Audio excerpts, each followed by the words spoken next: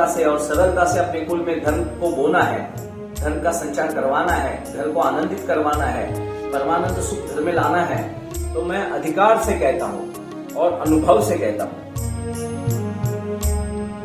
जयराम देसाई, हिंदू राष्ट्र सेना का राष्ट्रीय अध्यक्ष। मैं एक बहुत ही अभिनव आह्वान करने के लिए, प्रार्थना करने के लिए आज आपके सामने आया हूँ।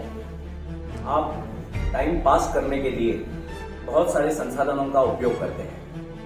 आप समय बिताने के लिए, वास्तव में समय आप बिताते नहीं, वो तो अपने आप ही बीत रहा है, वो अपने आप ही टाइम पास हो रहा है, वो आपके रुकने से रुकेगा नहीं और आपके भगाने से भगेगा नहीं। तो वास्तव में जो क्रिया हो ही रही है, मगर उसको हम सदुपयोग न करते हुए किसी फालतू मीडिया के चक्कर में आकर, जो आपके भारत भूमि की चरित्र को कलंकित करने वाले मीडिया चैनल्स हो, प्रेस हो, पत्रकार हो या कोई कॉमिक्स हो, कोई ऐसी पत्रिकाएं हो जो आपको भ्रमिष्ट करती हो, आपका नैतिक मानसिक आरोग्य खराब करती हो। कई लोगों को तो हमने देखा है, कुछ बीमारियां वो रोज न्यूज चैनल देख देख कर हुई।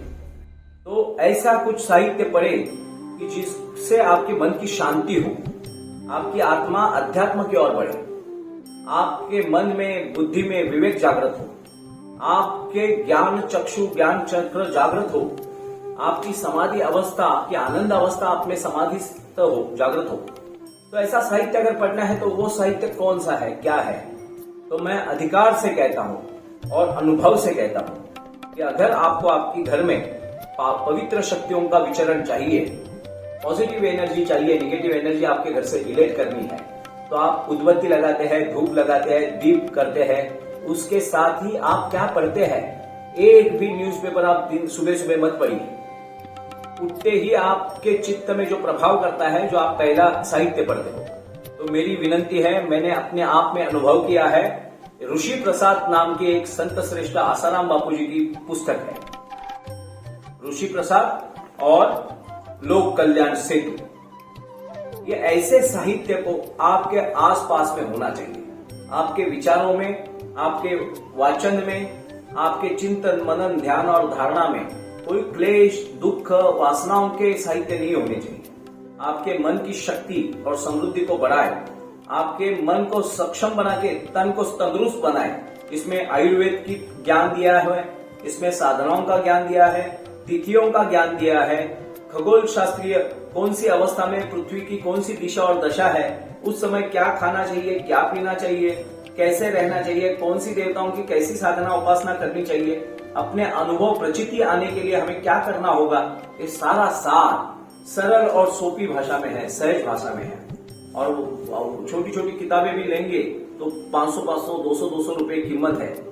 ये वर्ष का पूरा वार्षिक 65 रुपए में ये पुस्तक आपके घर में पहुंच रही है। ये पुस्तक नहीं है, ये भगवत गीता का छोटा अवशेष है। भगवत गीता का, वेदों का, सारे आध्यात्मिक ग्रंथों का ये सहज सुलभ ज्ञान है ऋषि प्रसाद। तो आप सारे गुरु चरित्र का पारायण कीजिए, आप सारे धर्म ग्रंथों का अभ्यास कीजिए, मगर सहजता से और सरलता से अपने कुल में धर्म को बोना है, धर्म का संचार करवाना है, घर को आनंदित करवाना है, परमानंद सुख घर में लाना है। तो ये ऋषि प्रसाद के साधक बन जाइए, इस ऋषि प्रसाद के अभ्यासक बन जाइए। एक ही पुस्तक है, मगर वारंबार जब भी पढ़ेंगे तो नए रूप से ये दिखती है। हमें ही आश्चर्य होता है, मैं साधना स्तर पे हूँ, हमने खुद ने कई बार पढ़ी है और एक ही पुस्तक, एक ही आवृत्ति, फिर भी मुझे हर लाइन में नयापन लगता है, हर सूत्र में फिर से कोई नया सूत्र दिखता है। तो ये जो क्षमता है अध्यात्म की, वो हमारे कुल के गर्भ में और पिता के रक्त में होनी चाहिए। तो शुद्ध मराठी में एक दोहा है, शुद्ध बीजापोटी फल रसाळ गोमटे। अगर बीज शुद्ध होगा तो फल भी शुद्ध, रस भरित और शुद्ध प्रोटीन्स, विटामिन, फाइबर, जो जो जीवन के लिए लगता है, शरीर के लिए, वो सब आएगा।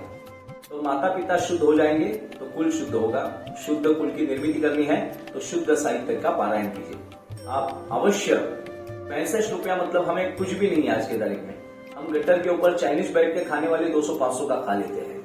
हम जो स्किन जलाने वाले फेयर एंड लवली है, उसको फेयर एंड लवली करके हमारी जेब को बर्बाद करते हैं। वास्तव में हृदय फेयर हो जाएगा तो सारा चरित्र फेयर हो जाएगा। तो आपकी जेब को काटकर आपके चेहरे को फेयर करने के षड्यंत्र रचने वालों को सबक सिखाइए। आप ऋषि प्रसाद लाकर घर में पढ़कर आपके आत्मानंद तेज स्वरूप प्रकाश को पाइए। ऋषि प्रसाद के साधक बनिए। हरिओम।